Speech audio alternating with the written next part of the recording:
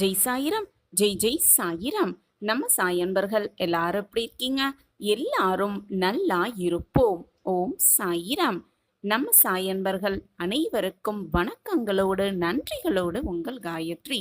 மங்களகரமா இந்த குரு நாளில் நம் குழப்பமெல்லாம் தீர அனைத்திற்குமாக ஒரு பதில் நிச்சயமாக நமக்கு வரும் என்ற நம்பிக்கையோடு இந்த நாளை துவங்கலாம். சாயப்பாயிருக்க நமக்கு ஏன் மனக்கவலை? என் அன்பு குழந்தையே, நடப்பது எல்லாமே நன்மைக்கே என்பதை தீர்க்கமாக நம்பு. என் வாழ்க்கையில் கஷ்டங்கள் மட்டுமே என்னை சூழ்ந்து இருக்கிறதே என்று உன் மனதை போட்டு குழப்பிக்கொண்டே இருக்காதே. ஏனென்றால் எல்லாம் நிறையாயிருக்கும் வாழ்க்கை இங்கு யாருக்குமே அமைவதே இல்லை. நிறையும்படி மனம் நிறையும்படியான வாழ்வு இங்கு எவருக்குமே இருந்ததும் இல்லை. நம் வாழ்க்கையில் நல்லது நடக்கும், நல்ல மாற்றங்கள் வரும் என்று நம்பிக்கையோடு வாழ்நாளை நம்பிக்கையோடு ஏக்கத்தோடு காத்து கொண்டிருப்பவன் முட்டாளாகத்தான் இருக்க முடியும். எது நடந்தாலும் என்னதான் நம்மை சுற்றி நிகழ்ந்தாலும் அதை சந்தோஷமாக ஏற்றுக்கொண்டு அப்படியே நிம்மதியாக வாழ்வந்ததான் புத்திசாலியும் கூட. உன்னை யாராவது சந்தேகப்படுகிறார்கள் என்றால் அவர்களை நம்பவே நம்பாதே. உன்னை முழுவதுமாக நம்புகிறவர்களை எப்பொழுதும் சந்தேக கண்ணோடு பார்க்கவே பார்க்காதே. ஒரு இடத்தில் வார்த்தைகளால் மோதிக்கொண்டே இருப்பதை விட மௌனமாய் இருப்பது மிக மிக அறிவுபூர்வமானதுதான். அப்படியிருந்தால் இருவரில் ஒருவருக்கு ஏற்படும் மன காயங்களிலிருந்து தப்பித்தே விடலாம். இந்த உலகத்தில் அனைத்தையும் தெரிந்து வைத்தவர் என்று யாருமே இல்லை.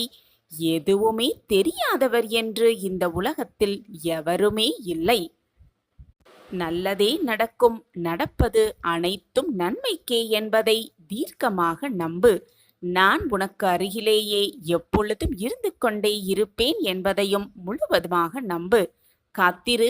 நடக்க இருப்பது சரியான நேரத்தில் சரியான இடத்தில் சரியான காரணத்துடன் நிச்சயமாக நடக்கும். என் அன்பு குழந்தையே, உன் கவலைதான் என்ன? உன் கண்ணீருக்கு அர்த்தம்தான் என்ன? என்னிடம் கூறிவிடு. நானே உனது சத்குரு. என்னையே நினைத்து கொண்டிருக்கும் என் பிள்ளையே, என் நாமத்தையே ஸ்மரணம் செய்து என்னை வணங்கி என் பாதங்களில் சரணடையும் என் குழந்தையே, நம்பிக்கையோடு இரு. கவலைப்பட்டு கொண்டே இருக்காதே. கண்ணீரை வீணடித்து கொண்டே இருக்காதே. எதற்கும் பயப்படாதே என் குழந்தையே. நீ ஏன் கவலைப்பட்டு கொண்டே இருக்கிறாய்? என்னை நீ தஞ்சமடைந்து விட்டாய் அல்லவா? நான் பார்த்து கொள்கிறேன் அனைத்தையும். இனி எதற்கும் நீ பயப்பட தேவையே இல்லை. உனது மனம் முழுவதும் நம்பிக்கை என்னும் வார்த்தைகளால் நிரப்பிக்கொண்டே இரு. இந்த உலகத்தில் அனைத்தையும் நானே இயக்குகிறேன் என்ற மனோபாவத்தை ஏற்படுத்திக்கொள். எதிலும் அவசரப்படாதே, பொறுமையாயிரு. என் மீது உன் பாரத்தை இறக்கிவிடு. நான் சுமக்கிறேன் அனைத்தையும். என் மீது முழு நம்பிக்கை வைத்து நீ செய்யும் அனைத்து செயல்களுக்கும் என்னை பொறுப்பாளியாக்கு. உன் செயலை உன் விருப்பப்படி நான் செய்து முடிக்கிறேன். நம்பிக்கை என்னும் அச்சாணியாக என்னை உன் மனதில் நிறுத்து. பொறுமையாய் வாழ்ந்து வா. உன்னை சேர்ப்பிக்க வேண்டிய இடத்தில் நான் சேர்ப்பேன். என்னை சரணடைந்து உன்னை என்னிடம் ஒப்படைத்துவிட்டு என் மீது முழு நம்பிக்கை வை. உன் பாரம் மட்டுமல்ல, உன் பாவத்தையும் நான் சுமக்க தயாராகவே இருக்கிறேன். என் வார்த்தைகளின் மீது நம்பிக்கை வைப்பாயா? உன் சாயப்பாயிருக்க உனக்கு ஏன் மனக்கவலை? சாயிநாதரே, முதல் முறை கஷ்டம் வரும்போது அழ தோன்றியது. அதுவே சில முறை தொடர்ந்து கொண்டே இருக்கும் பொழுது விரக்தியும் வெறுப்பும் தான் வருகிறது வாழ்க்கை மேல்.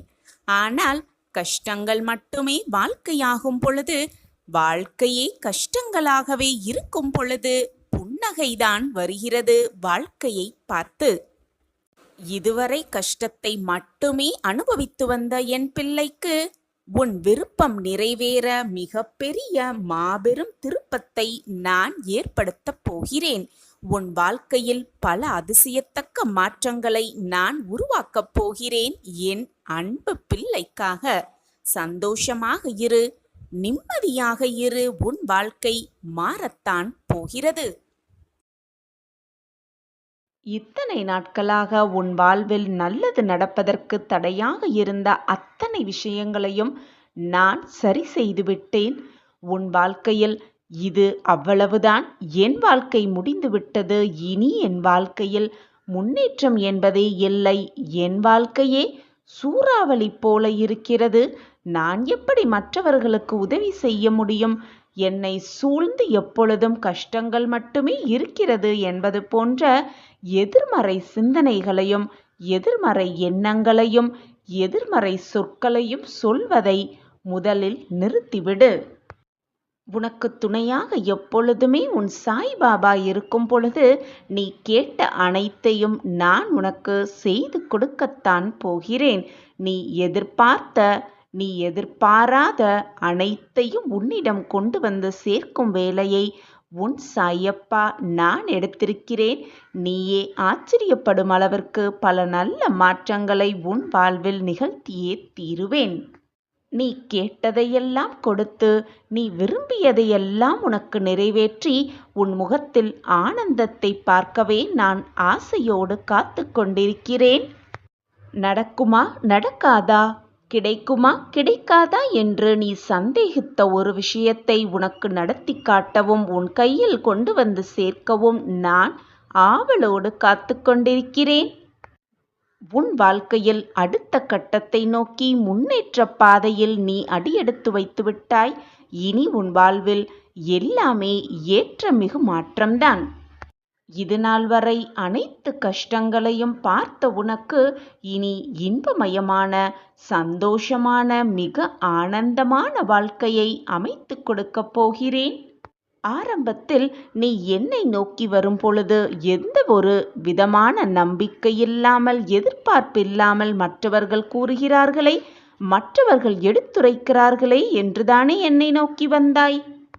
அதற்கு பிறகு என்மேல் தீர்க்க முடியாத நம்பிக்கையும் என்மேல் முழுவிதமான ஆத்மார்த்தமான உணர்வும் மாறியிருப்பதை நான் நன்றாக அறிந்து கொண்டேன். நீ என்னிடம் வைத்த பிரார்த்தனை ஒவ்வொன்றாக நிறைவேறியதை பார்த்து நீ என்னிடம் வைத்த வேண்டுதல் எல்லாமே உனக்கு சாதகமாக நிகழும்போது நீ என்மேல் வைத்திருக்கும் நம்பிக்கையும் பக்தியும் இன்னும் அதிகமானது தவிர குறையவில்லை. நீதியை வழங்குவேன். உனக்கான உன் வாழ்க்கைக்கு தேவையான அத்தனையும் நான் உனக்கு செய்வேன். இது உன் சாயப்பா உனக்காகவே செய்து கொடுக்கும் சத்திய வாக்குதான். இதை கேட்கும்போதே 1000 முறை எனக்கு நீ நன்றி சாயிநாதரே, நன்றி சாயிநாதரே என்று சொல்லுவாய். உன் வாழ்க்கையில் சுப வாக்கை நான் உனக்கு கொடுப்பேன்.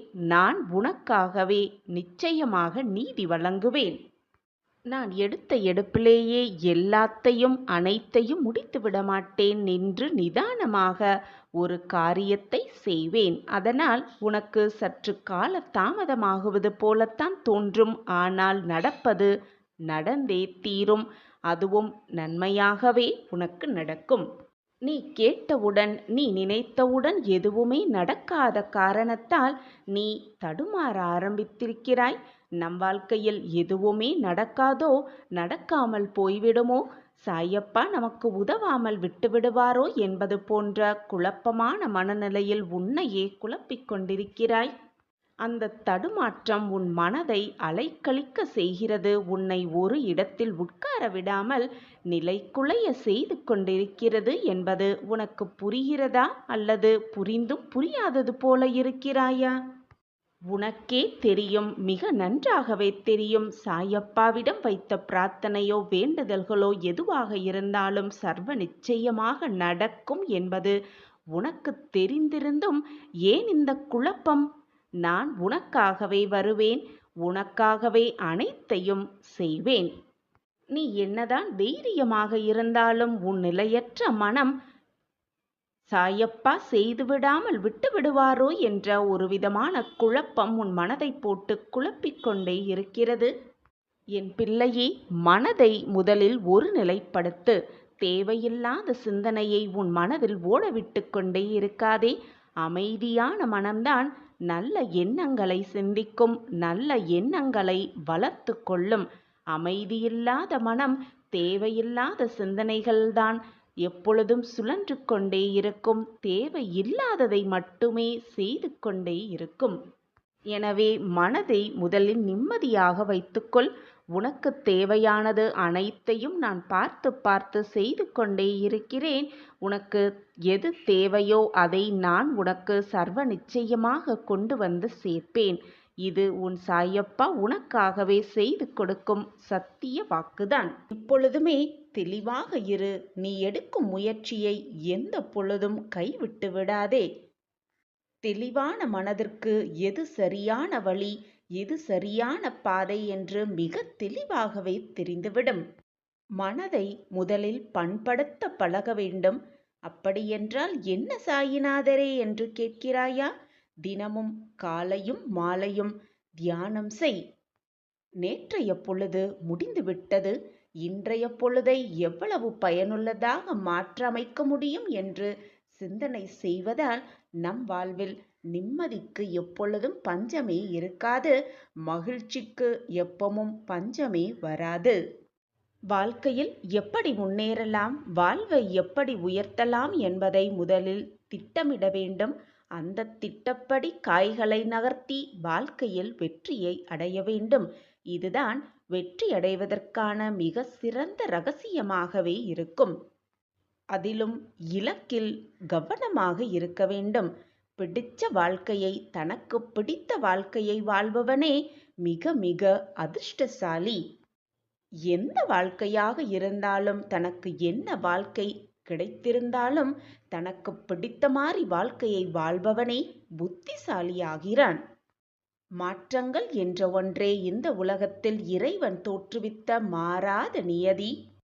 இந்த ஒரு விஷயத்தை புரிந்து கொண்டு நாம் வாழ கற்றுக்கொண்டோமேயானால் யாருடைய மாறுதல்களும் நம் வாழ்வில் பெரும் தாக்கத்தையும் பெரும் ஏமாற்றத்தையும் ஏற்படுத்தாது.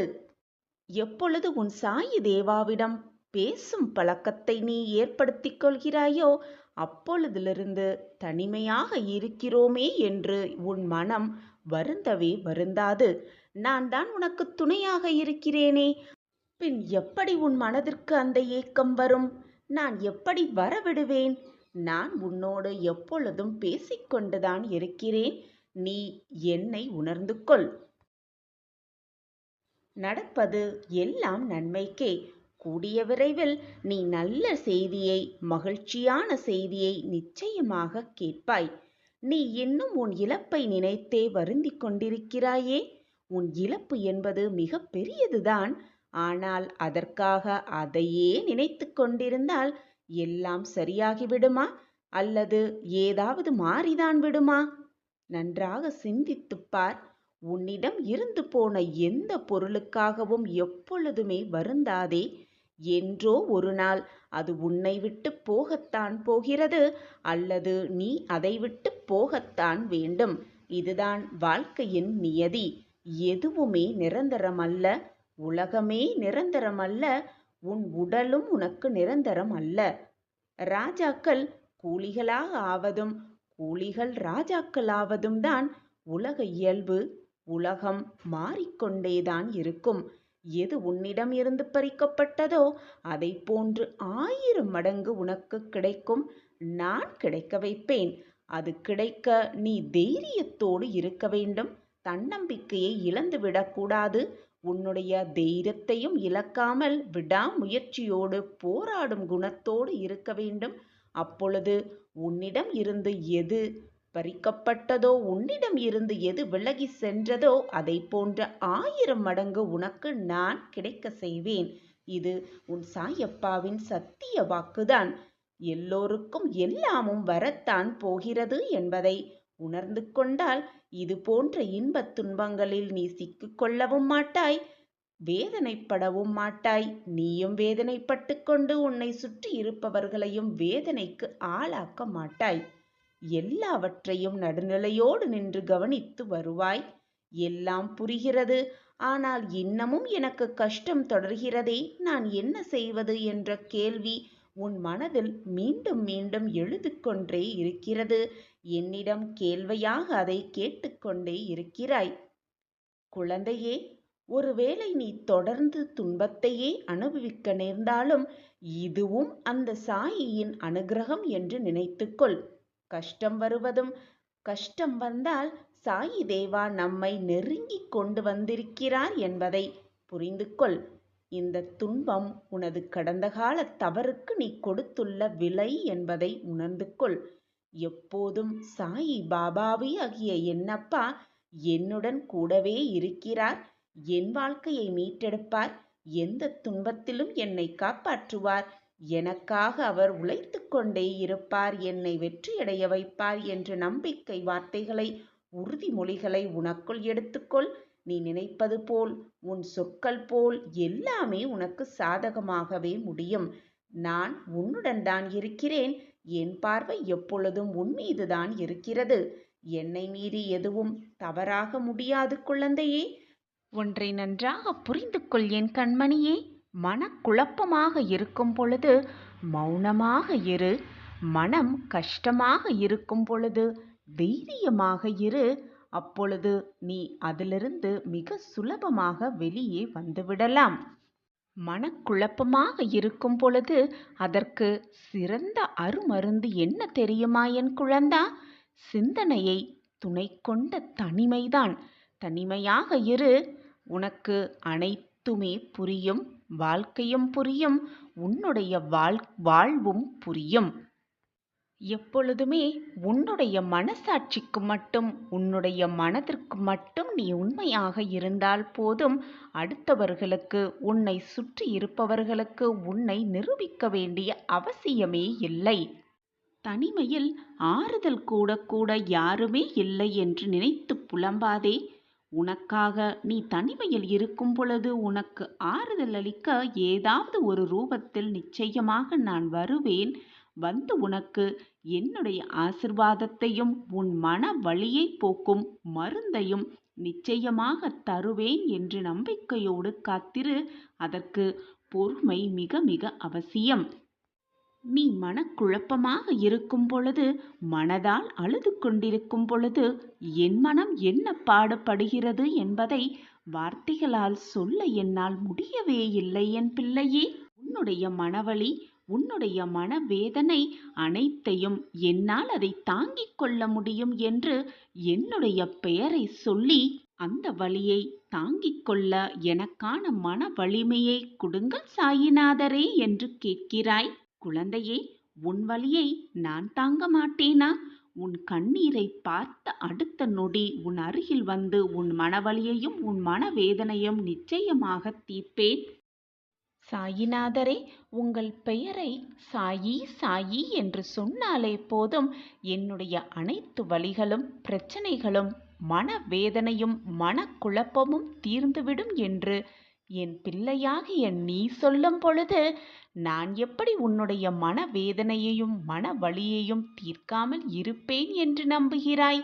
அப்படி மனக்குழப்பமோடு இருக்கும் பொழுது, வேதனை தாங்க முடியாமல் உனக்கு நல்லது நடக்க மாட்டேன் என்கிறது என்பதற்காக என்மேல் கோபப்படுகிறாய். ஆனால் பிள்ளையே, உன்னுடைய கோபம் நிரந்தரமானதல்ல. உன் மனதிலிருந்து வருவதில்லை என்பது நான் நன்கு அறிவேன். உன்னுடைய மனவேதனையினால்தான் அந்த கோபம் என்மேல் வெளிப்படுகிறது என்பதும் எனக்கு நன்றாகவே தெரியும் பிள்ளையே. குழந்தையே, நீ விதை விதைக்கும் பொழுது அந்த விதைகள் தூங்குவதே இல்லை. விதைத்தவன் தூங்கினாலும் விதைகள் தூங்குவதே இல்லை. நீ செய்த நன்மை தீமைகளுக்கு நிச்சயம் என்றாவது ஒரு நாள் பலன் நிச்சயமாக கிடைக்கும் என்ற நம்பிக்கையோடு இரு. மனக்குழப்பத்தோடு இருக்காதே. என்னாகுமோ ஏதாகிவிடுமோ என்ற மனப்பதற்றத்தில் எப்பொழுதும் இருக்காதே. நடப்பது அனைத்தும் நன்மைக்கே என்று உன் மனதை திடப்படுத்திக்கொள். எது நடந்தாலும் நாம் அதை சந்தித்துதான் ஆக வேண்டும், சாதித்துதான் வாழ்ந்து காட்ட வேண்டும் என்ற தீவிர நம்பிக்கையோடு இரு. அந்த நம்பிக்கை மட்டுமே உன்னை உன் வாழ்வில் உயர வைக்கும். ஒன்றை நன்றாக புரிந்து கொள் என் பிள்ளையே. உரிமையே இல்லாத உறவும் உண்மையே இல்லாத அன்பும் நேர்மையே இல்லாத நட்பும் என்றுமே நிரந்தரமாக இருந்து விடாது. அதுபோலத்தான் உன்னுடைய துன்பமும் நிரந்தரம் கிடையாது. உன்னுடைய மனக்குழப்பமும் நிரந்தரமாக இருந்து விடாது. உன்னுடைய மனவேதனையும் நிரந்தரமாக உன்னிடமே தங்கியும் விடாது. நிச்சயமாக ஒரு நாள் விடியும். அந்த விடியல் உனக்கான விடியலாக இருக்கும் என்ற நம்பிக்கை மட்டும் உன் மனதில் இருந்தால் போதும். அனைத்தையும் நீ ஜெயிக்கலாம், சாதிக்கலாம், வாழ்க்கையை வென்றே காட்டிவிடலாம். வாழ்க்கை என்பது ஒருபோதும் நீ எதிர்பார்ப்பது போல அமையாது என் பிள்ளையே. ஆனால் நீ எதிர்பார்க்கிறபடி, நீ எதிர்பார்த்தபடி உன் வாழ்க்கையை மிக அழகாக, மிக நேர்த்தியாக உன்னால் மாற்றிக்கொள்ள முடியும் என்பதில் எந்த ஒரு ஐயமும் இல்லை, சந்தேகமும் இல்லை. நீ நினைத்தால் நடத்தி முடிக்க முடியாதது என்று எதுவுமே இந்த உலகத்தில் இல்லை குழந்தா. அதை நன்றாக புரிந்து கொள்.